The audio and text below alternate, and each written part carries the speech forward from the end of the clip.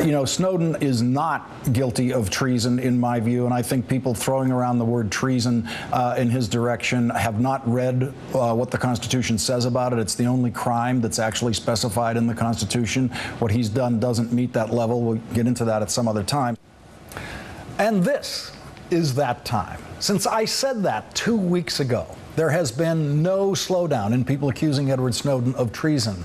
It's one thing for people to do it on Twitter. It's quite something else for people who have taken an oath to, quote, support and defend the Constitution of the United States.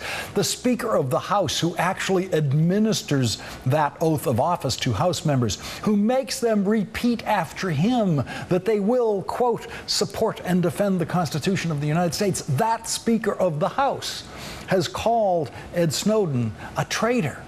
But he is the same intemperate speaker who said someone should go to jail for the way the IRS processes applications for tax-exempt status. He said that without knowing if anyone had actually committed a crime and without knowing the name of the crime he imagined someone might go to jail for. He is a man of such reckless use of language that the political media has grown so used to it that they ignore it. From the other end of the seniority ladder in the House of Representatives, there was this.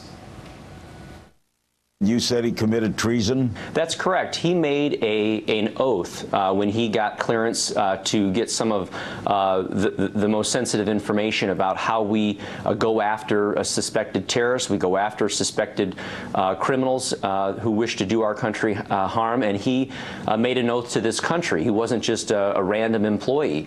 And when you violate that oath to our country, you commit treason against this country.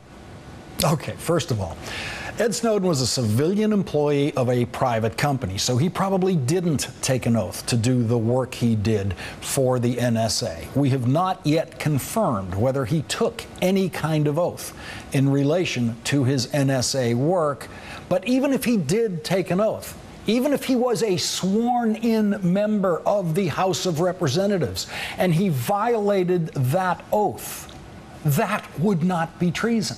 If Ed Snowden was a member of the House or Senate Intelligence Committee and he took that oath of office as a senator or a congressman, and then he stole classified information from the committee's files and distributed the way he's been distributing classified information, that too would not be treason. Treason is a very, very difficult crime to commit, perhaps the most difficult crime to commit in America. And that is the way the Founding Fathers wanted it. The Founding Fathers wrote treason law directly into the Constitution so that it couldn't be changed. They specified that there must be 2 witnesses of your treasonable act. The Constitution specifies that confessing to treason is not enough to get you convicted of treason unless you confess under oath in open court. So you can confess on TV and you can confess to the FBI, but those confessions would mean absolutely nothing in your trial for treason. No such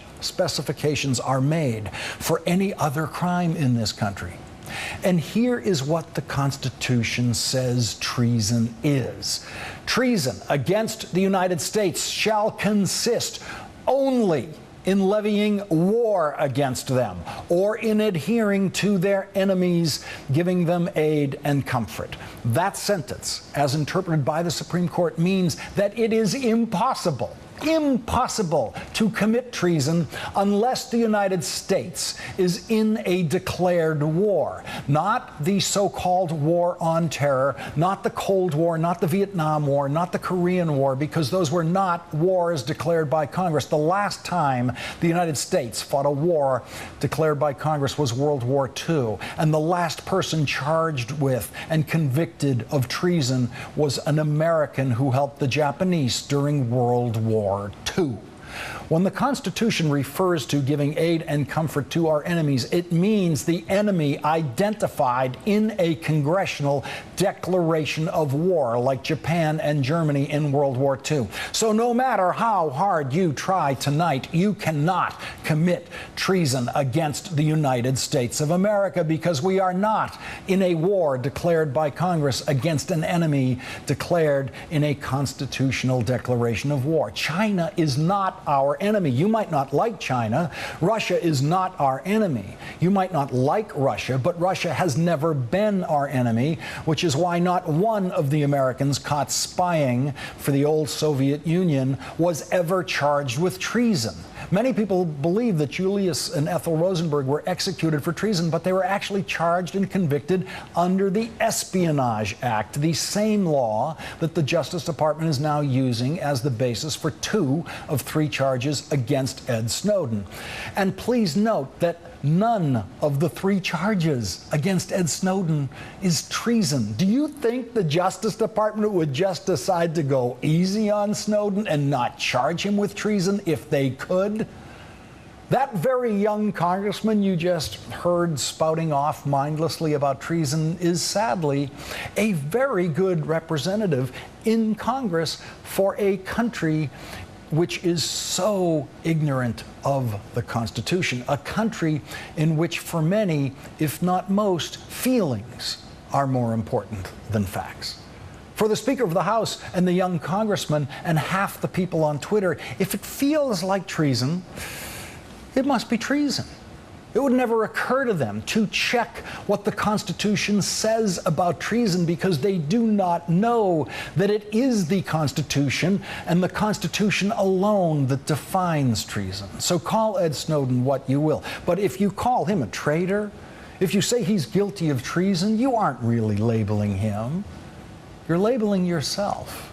You're letting us know that for you, facts don't matter. You're letting us know that you believe you get to define treason any way you want, even though the Founding Fathers defined it for you very clearly in the Constitution, a Constitution that you have not read and do not understand. You are labeling yourself as a perfectly acceptable member of the current Congress, where they all take an oath to support and defend the Constitution of the United States. But none of them